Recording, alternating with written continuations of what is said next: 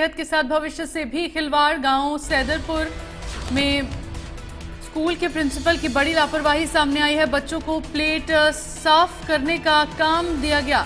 Mid day मील खाने के बाद बच्चे खुद अपनी प्लेट साफ कर रहे हैं।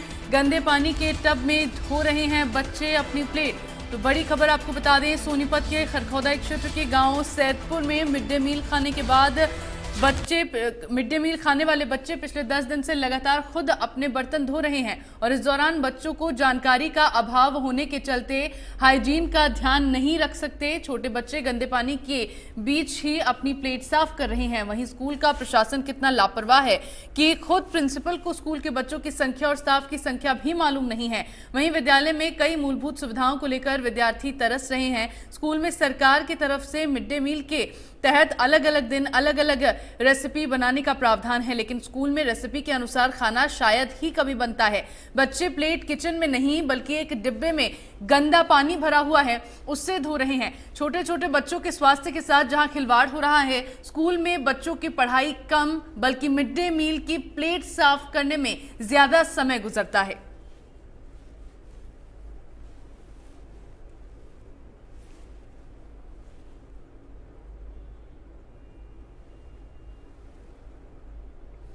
तो बच्चों की सेहत के साथ भविष्य से भी खिलवाड़ किया गया। गांव सैदरपुर में स्कूल की प्रिंसिपल की बड़ी लापरवाही।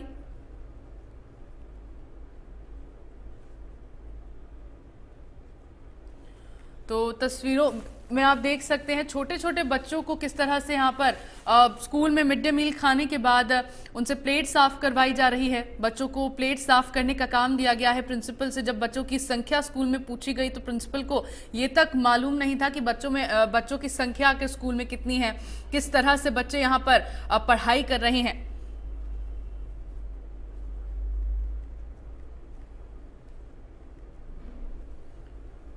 तो गांव सैदरपुर में स्कूल के प्रिंसिपल की ये बड़ी लापरवाही सामने आई है। एक तरह से बच्चों के भविष्य के साथ खिलवाड़ हो रहा है। जहां बच्चे स्कूल में परिजनों की ओर से पढ़ाई करने के लिए भेजे जाते हैं, वहीं उन्हें पढ़ाई के बजाय मिड डे मील खाने के बाद किस तरह से अपनी प्लेटों को साफ करना है ये बताया जाता है। और बड़ी लापरवाही एक तरह से स्कूल प्रशासन की यहाँ पर है, स्कूल के प्रिंसिपल की यहाँ पर है। आगे प्लेट खुद धो रहे थे ना? मैम। तो काफी बच्चे धो रहे हैं, क्यों धो रहे थे? किसने बोला आपको धोने के लिए? मैम ये क्योंकि मैम हम खाते हैं और मैम ये जूठा होता है मैम हमारा, इसलिए। तो ये काम आपका नहीं है ना बेटा? मैम दादी बोलती है। तो डेली साफ करते हो आप ऐसे? Yes yes ma'am. छोटे बच्चे और? यस मैम, छोटे से लेके बड़े जो ये खाना खाने वाला। तो डेली धोते हो ऐसे? Yes ma'am. ये लाइट कब से है मैडम ऐसे खराब कब से है? ये पंखे नहीं चल रहे हैं? ये 4-5 दिन हो गए। तो बच्चे ऐसे गर्मी में बैठते हैं? नहीं, बाहर बिठा रखे थे मैडम, बेंच बाहर लगवा दिए थे इनके जो।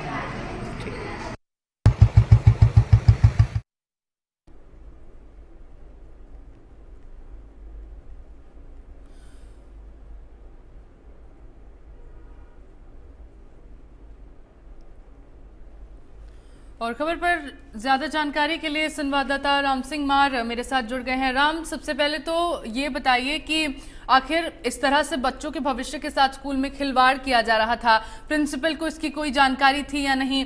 क्यों इतनी बड़ी लापरवाही की जा रही थी, जहां परिजन स्कूल प्रशासन पर भरोसा करके उनके भविष्य में सुधार करने के लिए उनको पढ़ने के लिए भेजते थे, लेकिन इस तरह से उनसे मजदूरी वहां पर एक तरह से करवाई जा रही है, सफाई वहां पर बच्चों से करवाई जा रही है, क्यों? बिल्कुल, देखिए पूरे मामले को लेकर ये सैदपुर का स्कूल है और यहाँ पर प्रिंसिपल को पूरी जानकारी है और उनकी जानकारी होने के बावजूद भी जो है इसी प्रकार से बच्चों से जो है बर्तन धुलवाने का काम हो रहा है।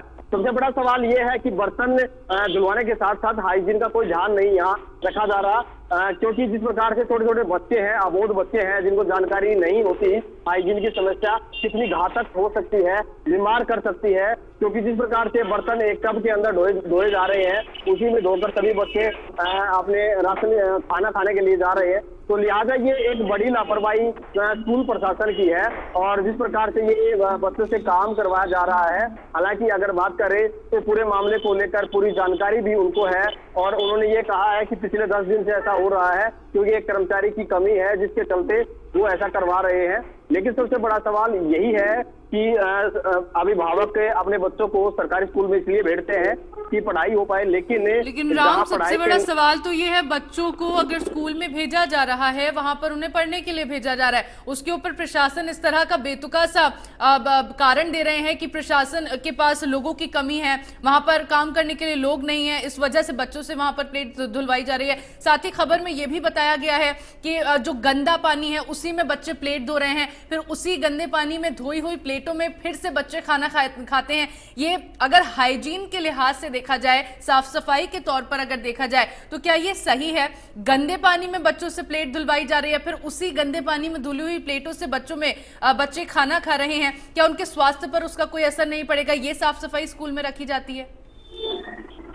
हाँ बिल्कुल, देखिए जिस प्रकार से ये एक ही जगह बार बार सारी प्लेटें धोई जा रही थी, और ऐसे में जो है जिस प्रकार से बच्चे उसमें धोकर उसके बाद उसे पानी में निकाल कर खाना खाने के लिए जा रहे हैं, तो लिहाजा हाइजीन का यहाँ पर ध्यान नहीं है, क्योंकि बच्चों को इस बात की जानकारी नहीं है। और इसकी वजह से बच्चों के जिस प्रकार से मिड डे मील एक पौष्टिक खाना माना जाता है, सरकार का एक बेहतरीन प्रयास है कि मिड डे मील एक पौष्टिक खाने के तौर पर बच्चों को दिया जाए ताकि उनका स्वास्थ्य अच्छा रहे। उल्टा यहाँ विपरीत प्रभाव पड़ रहा है, पौष्टिक खाना जो है बच्चों के लिए कहीं ना कहीं हानिकारक बन सकता है, क्योंकि हाइजीन का यहाँ ध्यान नहीं रखा जा रहा, जिसकी जिम्मेदारी प्रशासन की है। अगर यहाँ कर्मचारी नहीं है तो उसकी कोई दूसरा आदमी उसकी जिम्मेदारी लगाकर बर्तनों को धुलवाया जाए, लेकिन बच्चों से इस प्रकार का कार्य जो हो रहा है उससे उनकी पढ़ाई पर भी असर पड़ रहा है। और ऐसे में जो है जब बच्चों से बातचीत की गई तो बच्चे यही कह रहे हैं कि प्रतिदिन वो ऐसा करते हैं, और हालांकि प्रशासन ये कह रहा है कि 10 दिन से ऐसा हो रहा, हो सकता है कि छुट्टियों से पहले भी इस प्रकार का कार्य हो रहा,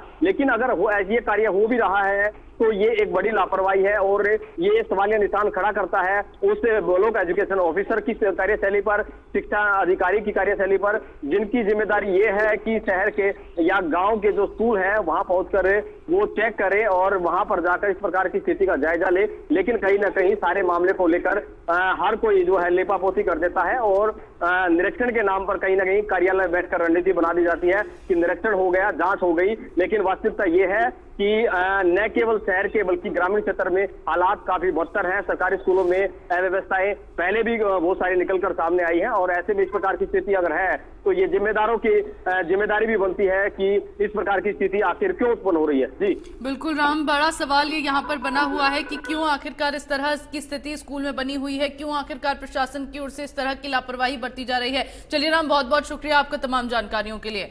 और इस पूरे मामले पर स्कूल की प्रिंसिपल का क्या कुछ कहना है, आइए वो भी सुनते हैं। मिड डे मील का जो आपके पास बजट है वो टाइमली आ रहा है? मैडम, मिड डे मील का बजट समय से आ रहा है।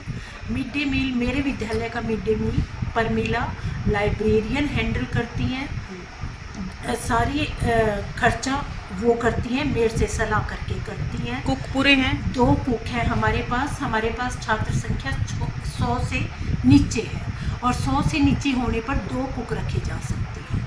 परंतु पिछले महीने मेरी एक कुक सुनीता देवी, उसके वो फूड पॉइजनिंग की प्रॉब्लम हो गई थी, वो हॉस्पिटल में एडमिट थी, जिसके कारण उसकी माँ ने आके हमें खाना बनाने में सहयोग किया। मिड डे मील का ये स्टेटस है मैडम। वो सुनीता की तबीयत खराब है, इस वजह से ये अव्यवस्था हो रखी है, वरना ऐसा मेरे विद्यालय में कभी नहीं होता। लेकिन बच्चों से बात की है, बच्चों ने यही कहा है कि वो रोज अपने बर्तन खुद उठाते हैं और धोते हैं। मैडम, बच्चों का तो आप जानते हो भोला मन होता है। आज 10 तारीख हुई है, 1 जुलाई से लेके 10 जुलाई तक उन्हें तो ये लग गया कि हम तो हमेशा ही बच्चों को ये भी कह रहे थे मैम, टीचर यहाँ के अच्छे हैं। हाँ, टीचर बहुत अच्छे हैं जी, बच्चे क्वालिफाइड टीचर हैं। पर ये भी कह रहे थे बर्तन हमारा रोज खुद धोते हैं। नहीं जी, वो उन्होंने 10 दिन का अकाउंट कर लिया, ऐसा नहीं है। आप नेक्स्ट टाइम बच्चे ये भी कह रहे 10 दिन से बर्तन धो रहे, आप नहीं 10 दिन से रेगुलर नहीं धो रहे, आप नेक्स्ट टाइम विजिट करना, आपको ऐसी कोई समस्या बर्तनों की नहीं दिखाई देगी।